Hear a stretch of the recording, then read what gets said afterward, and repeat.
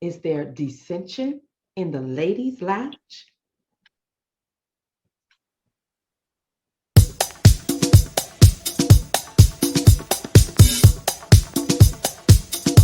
Hey, hey, sweet people.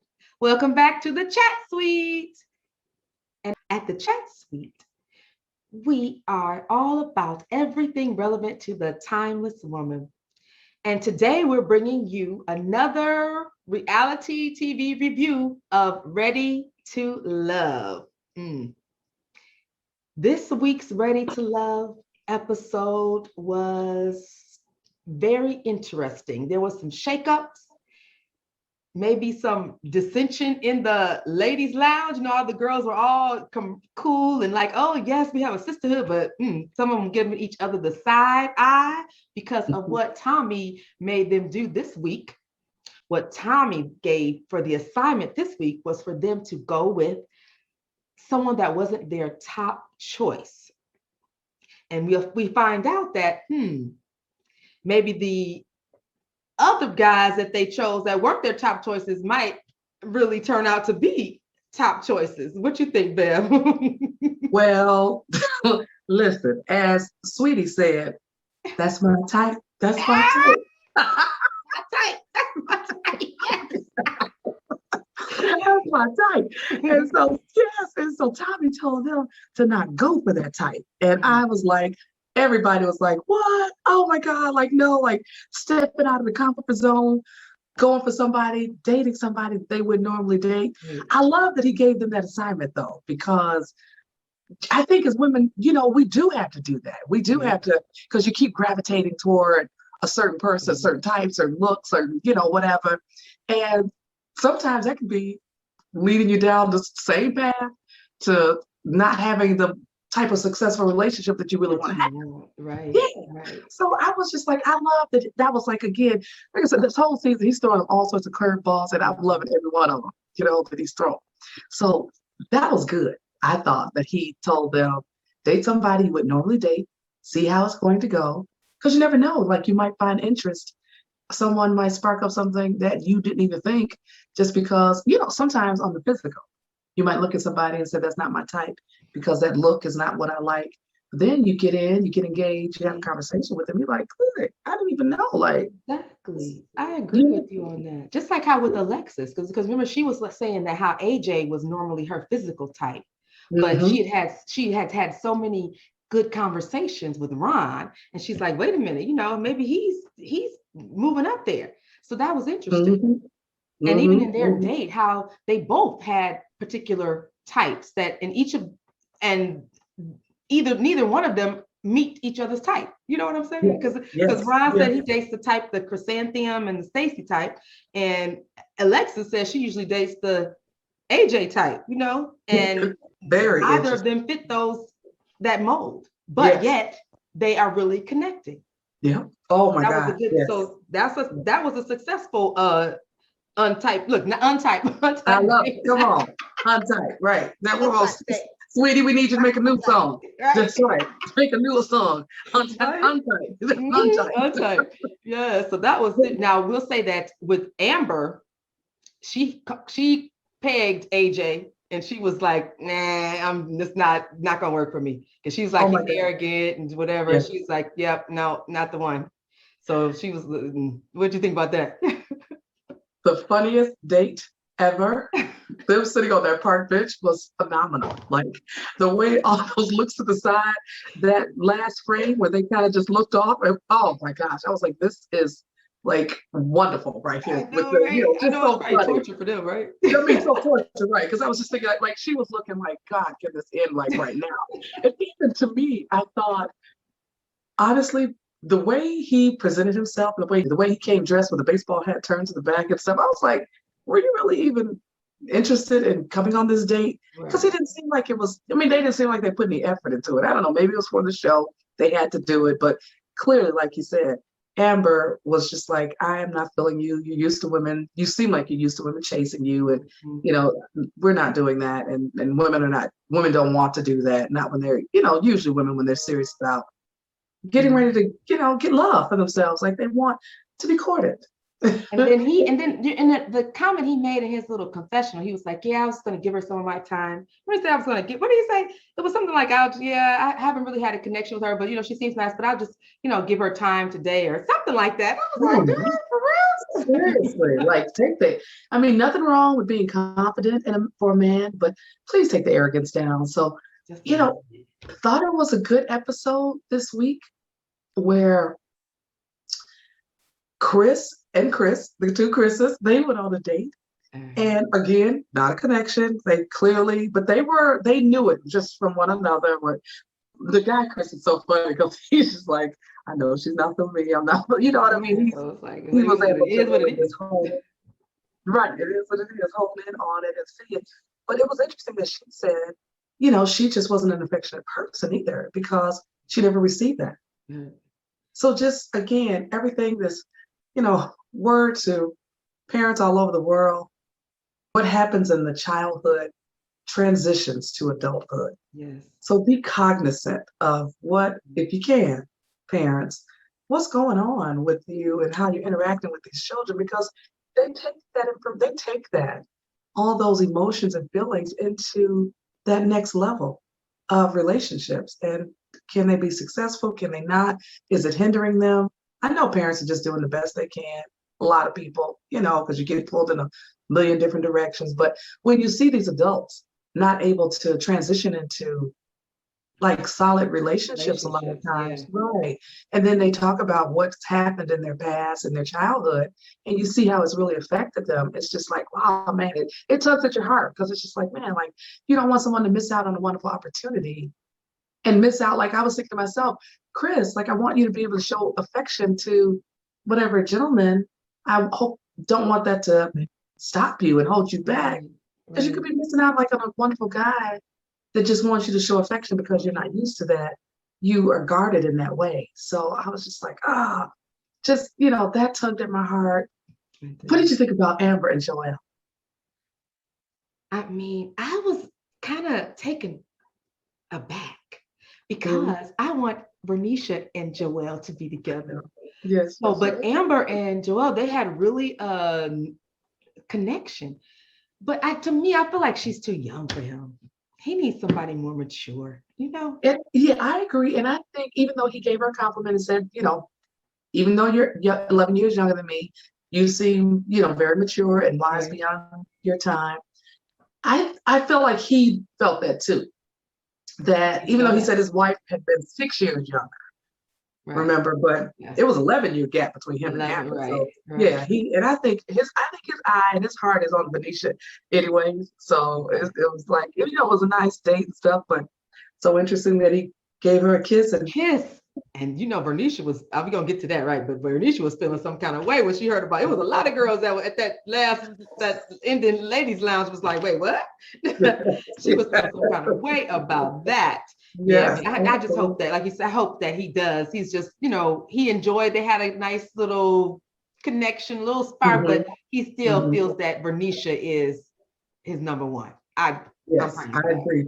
I agree. What about Liz and Jason? Interesting. I just think I can't wait to see how this is going to pan out for next week because, where's David? Is he going to be able to come back in and regain his place with her? Is she? Because I mean, Jason seems like he's going really hard for trying to really like whatever she desires. He's willing to meet her in the middle of the road. If you want abstinence, I'm there for you. If you want someone that's, a Christian and the faith is in God, I understand that. So I'll adapt. Yes, I'll adapt. I was like, whoa. I mean, now I'm going to say this too. I feel as though he might be a little too young for her. You don't think so? Well, you know what? It's funny you should say that because they're not that far in age. What was it, 36 and 40?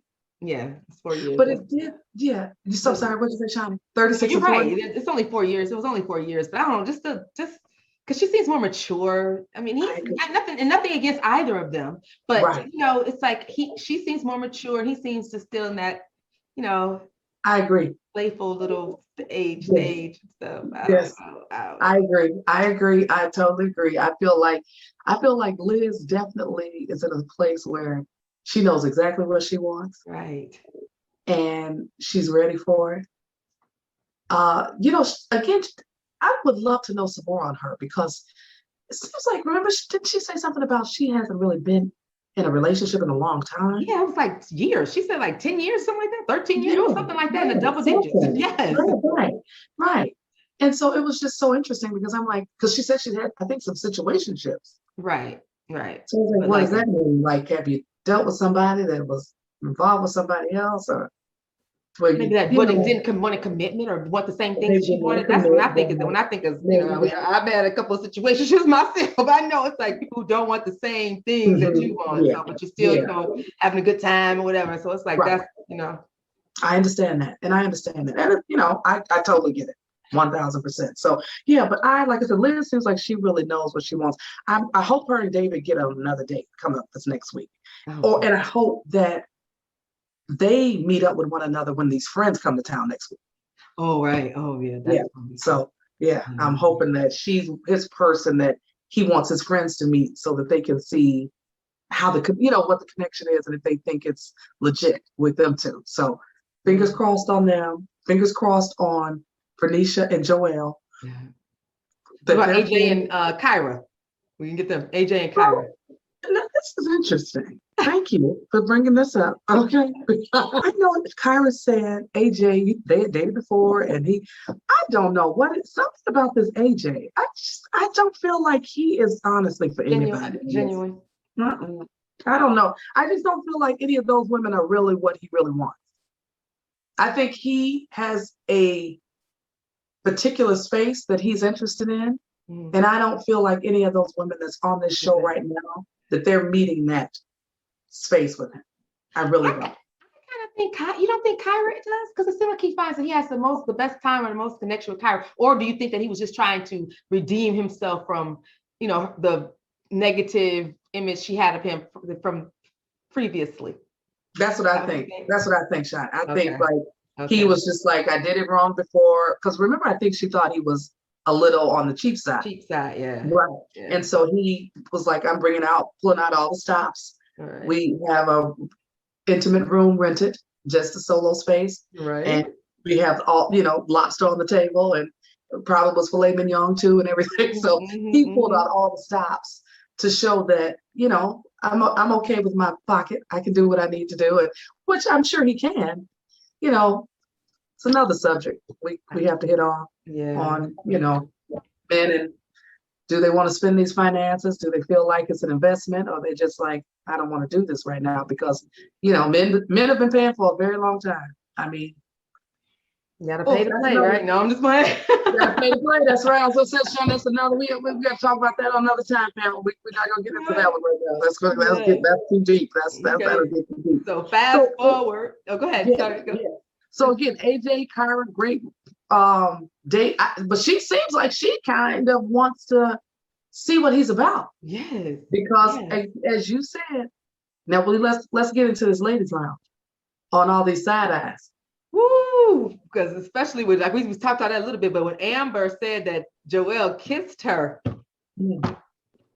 Bernicia was like, my feelings are hurt. He has not, he hasn't tried to do that.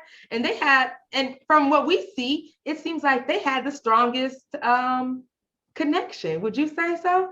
Yeah, I was actually shocked when she said they hadn't had any level of any physical connection at all. I was really shocked by that, because every time he sees her, he's kind of looking her up and down. He's like, oh, that baby is sweet. Like, he says all sorts of stuff to clearly show he's attracted to her. So I just wonder if he's just trying to hold back because he's so attracted to her. He doesn't want to come off like he's lusting after her. That's what all he wants. Okay, that could be it. That could be it. He does feel like a gentleman, a little southern gentleman baby, a southern gentleman. Because he's always, like I said, he's like, that baby's sweet. Like, what I mean? So, he's attracted to her for sure. But like I said, maybe he just feels like because she's, voluptuous, shapely, like a beautiful woman. Maybe he feels like, I just don't want to go in that way with her, because I want her to know I'm looking for more just right off the top than the physical with her. Right. And that will come with the space. So, but he better kiss on the cheek next week. I know, right? He better kiss forehead, cheek, something. Absolutely, something. And she was mad about it. And then when AJ was in the bottom, you saw how Kyra was like, wait, what? Right, right. Hold You didn't on. like That's that? no, because she's like, that's what I'm feeling now. So hold on, everybody, Right? because Don't y'all talk about my AJ. That's what she was yeah, like. I almost thought AJ was a goner this week. I did too. Yeah, I really Oh, but did. poor I know. District. Yeah, for the That was my top one. He had to man up though. He was getting intimidated. family who didn't see it. Listen, it took a real interesting turn because Dedrick was out with Tressa the other week. He seems as though he was like looking at her with intention, really trying to decide, was this a space for me? Was it not a space for me? And then he made a decision, you know what, I'm still feeling her as if she's a friend in that friend zone, not like a girlfriend potential, love potential. So it was so interesting that when he sat with Renisha, he felt a level of intimidation that came over him. And it was so interesting when he was having the conversation in the end where he said, during this process and during this journey, it brought out an additional shy side of me that I thought was, sort of on the back burner. And so it's just so interesting when you move through these different relationships and you're put on the, put on the spot, put on the forefront. How are you going to show up? How are you going to present yourself? And you might think that like, I'm a top man with my swagger, and all of a sudden you meet a woman that breaks you down to the ground because she's standing and she's looking at you eye to eye like, what you got? Right. She's like, show me how you can lead. She's like, I want to lead her, honey. I want to lead her. Right. And so all of the women are really coming with that. So for all the men who feel that women don't understand a level of submissiveness, I mean, take a note out of this book. Like, really understand and know women are professional, women are independent, women are doing big things, have amazing careers. Like, yes. But women still sit, I believe, in that space where they want that gentleman to be the head of that household. The man to be the man. Yes. To be the man. And I think the woman, where the man shows that woman that that's where he's coming from, she's willing to stand next to that man, a little behind that man, and still as a partner with that man. Yeah. And as women, we can do all of that. We know how to handle that. Right. And that's big. Men, listen up. Yeah, I think that's good. A lot of times women are saying, I'm successful, and and men are intimidated by that. However, your success is in your career, but shouldn't be sitting in your relationship. Your success should not be sitting in your relationship. You are successful, and I'm sure your man is proud of you. You're proud of yourself, you're proud of your man, but should not overtake. And like you're saying, Shani, it's you should be able to separate your success for your career and what you worked very hard for. You're a boss in that, right? But be able to put that on the table and understand when you walk through those doors and you're at home that you are a wife. Right. For instance, like Amber, you are a wife at home. You're not the DA. So don't be at home like a DA. Mm-hmm. Vernisha, you are a salon owner. Yeah. You are an entrepreneur. You are a boss. You handling everything. But when you get home, you have a mate. So when you walk through those doors, let's make sure that we acclimate to the situation that we're in. And that's not putting ourselves down. That's not minimizing ourselves as a woman. We really have to understand that dynamic. It's not doing any of that. That man that loves you, connected to you, attracted to you because of how amazing you are, they know that. That's why they're coming to you. That's some of the things that attracted them to you, right? Yes, absolutely. So you don't have to put that on the shelf, but you don't have to, again, if you're an attorney, a doctor, an entrepreneur, a teacher, or what, you don't have to be that same space at home. Exactly. Be a wife at home. Exactly. Husbands, be a husband at home. If you're a boss on the job, yes, you're the man of the house in the household, but still respect the fact that you have a woman that's standing there as your partner. And you're not, quote unquote, her boss, meaning, I'm just saying, like, right. No, you're absolutely right. Yeah, it's a partnership. And so, like, thin lines between all of it. But as couples, we're going to help everybody work this situation out. Like, it's really a lot to that male-female dynamic, especially inside these marriages, inside these relationships, getting to that marriage, that we have to understand and not fight each other on, because a lot of stuff, what'd you say, Shani? I said, absolutely. Yeah. Absolutely. Yeah, a lot of stuff we battle on. It's just like this is not even a battle. Like I understand who you are, you understand who I am. We understand the position, and we respect one another. When we lead with respect, we know that each other has each other's best interests at heart. So, family, ready to Preach love? it. Preach it, Yana. Beviana. Bevy Van Zandt. Baby Right, Van, go ahead, girl. Yes, honey. You know, we love love, and we want everybody to be successful in these relationships. And it's not always easy. I mean, you have ups and downs, and you're gonna get on each other's nerves, and you know, and you're gonna love each other all the same. But in the end, it can work. We, as our people, as men and women, we can have some successful relationships. I mean, we're great, we're intelligent, we are mindful of one another. It can work, and we're gonna make sure that it happens and works. We want to get everybody connected up, get them ready for love, ready in love, and get them all the way going forward with love. Yes, yes, yes. So here you have it. Now we had the shake up. We had a little tension in the ladies' room, in the ladies' lounge.